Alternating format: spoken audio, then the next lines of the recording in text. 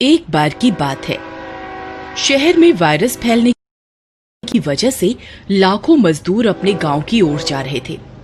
एक बस कुछ लोगों को उनके गांव की ओर ले जा रही थी। उसी बस में दो दोस्त भी शामिल थे।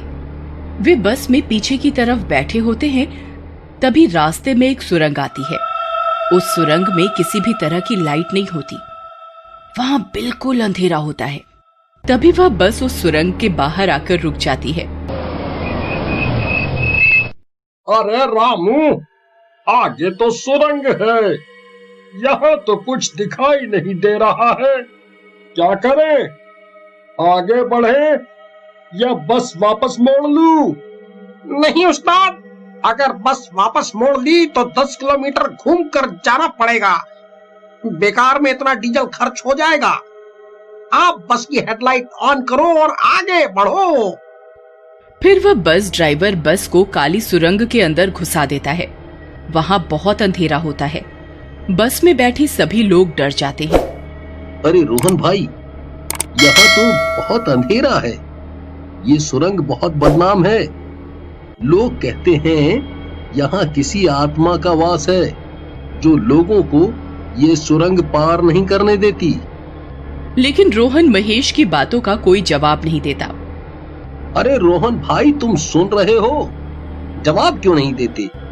फिर जैसे ही बस सुरंग से बाहर निकलती है तो चांद की रोशनी की वजह से बस में कुछ उजाला होता है और महेश की आंखें फटी की फटी रह जाती हैं।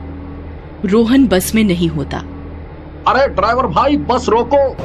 देखो, मेरा दोस्त बस में नहीं है, वो अचानक से गायब हो गया है। बस वाला बस रोक देता है। रामू, मैंने तुझसे कहा था ना, यह सुरंग कुछ ठीक नहीं है। इस सुरंग से जो भी बस गुजरती है उसके साथ जरूर कोई ना कोई अनहोनी होती है। अरे भाई, लगता है तुम्हारे दोस्त को उस आत्मा ने उठा लिया है। लेकिन भाई, ऐसा कैसे हो सकता है? बस के सारे दरवाजे और शीशे तो बंद थे। भला वो आत्मा बस के अंदर कैसे आ सकती है? ड्राइवर भाई साहब, आप फिर से बस को सुरंग के अंदर लेकर चलो। हमें रोहन की तलाश करनी होगी। अरे भाई, तुम्हारा दिमाग खराब तो नहीं हो गया? अगर हम बस को वापस सुरंग के अंदर लेकर गए तो हम में से किसी के साथ कुछ भी हो सकता है। बस का कंडक्टर बस के पीछे चुपचाप बैठा होता है और सबकी बातें सुन रहा होता है। उसकी शक्ल बहुत डरावनी सी होती है और आंखें एकदम लाल होती हैं। तुम्हारा दिमाग खराब हो गया है जो वापस मरने के लिए जाना चाहते हो। खबरदार, अगर बस को फिर से सुरंग के अंदर ले जाने की बात कही तो। महेश को कंडक्टर कुछ सही नहीं लगता, लेकिन वह उसे कुछ नहीं बोलता। देखो भाई, मैं एक की जान बचाने के चक्कर में बाकी सबकी जान खतरे में नहीं डाल सकता। हम बस को यहीं खड़ा करके कुछ लोग सुरंग के अंदर जाकर देखते हैं कि आखिर माजरा क्या है। फिर ड्राइवर बस का मुंह सुरंग की ओर करके खड़ा कर देता है और बस की हेडलाइट ऑन कर देता है। फिर वे लोग बस की रोशनी के सहारे सुरंग के अंदर घुस जाते हैं।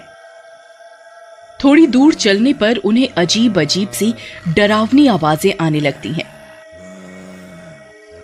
अच्छा हुआ जो तुम लोग खुद यहाँ मरने चले आए। अरे मर गए रे! ये कैसी आवाजें हैं भाई? इस सुरंग में जरूर कुछ गड़बड़ है। तभी उन्हें अंधेरे में किसी की आंखें चमकती हुई दिखाई देती हैं। वह उन्हीं की तरफ देख रही होती है। अंधेरा होने की वजह से वे कुछ देख नहीं पाते। वह उन्हें देखकर गुर्राने लगती है।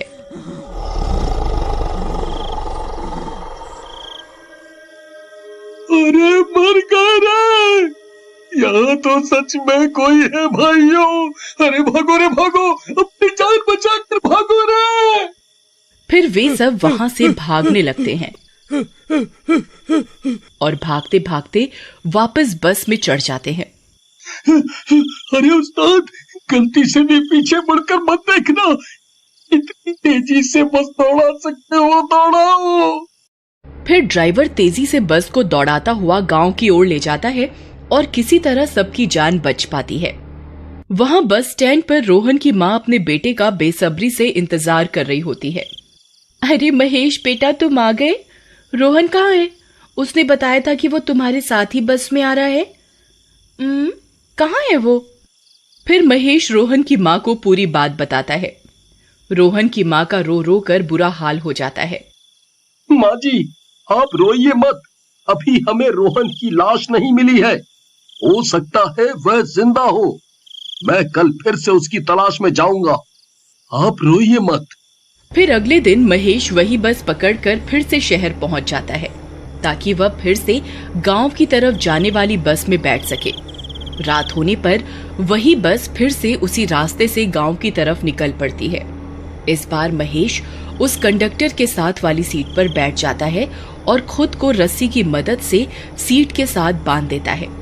फिर कुछ देर बाद वह भूतिया सुरंग आती है। ड्राइवर सुरंग के बाहर बस को रोक देता है। उस्ताद, ये तो वही सुरंग है जहाँ कल एक आदमी बस से गायब हो गया था। क्या किया जाए? कोई दूसरा रास्ता भी तो नहीं है। यहीं से चलते हैं, जो होगा देखा जाएगा। तुम सब सवारियों को चौकन्ना कर दो कि सब अपना अपना ध्यान रखें। फिर कंडक्टर बस में सबको होशियार करने जाता है। देखो भाइयों, ये सुरंग एक भूतिया सुरंग है।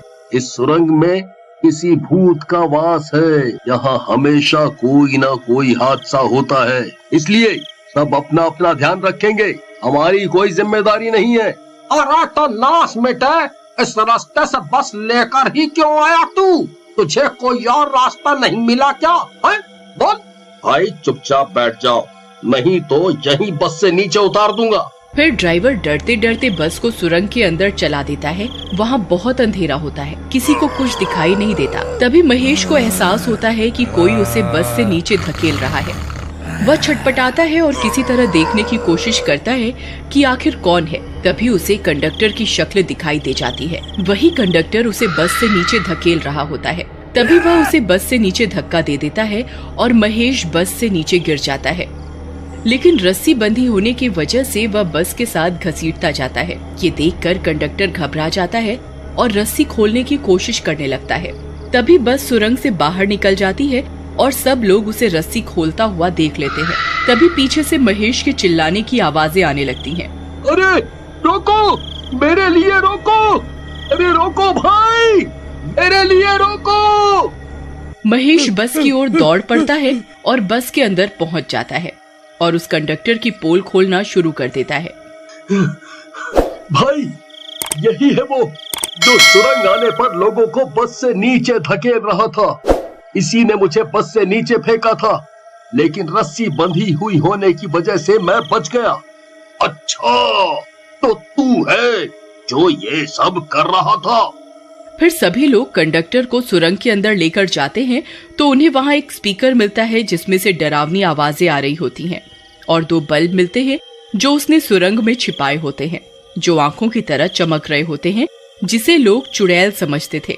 फिर सख्ती से पूछने पर कंडक्टर उन्हें सारी बात बताता है। भाई, हम लोग इंसानों के अंगों का व्यापार करते हैं। उनका दिल, लीवर और किडनी निकाल कर बेचा करते हैं। मेरा काम था लोगों को इस सुरंग के अंदर फेंकने का और डराने का, ताकि कोई भी कभी इस सुरंग के अंदर छानबीन करने ना आ सके। मेरा दोस्त कहाँ है? जल्दी बता, नहीं तो तुझे जान से मार डालूंगा। बताता हूँ भाई, सब कुछ बताता हूँ, मुझे मारना नहीं। फिर कंडक्टर उन्हें सुरंग में बने एक दरवाजे के अंदर ले जाता है।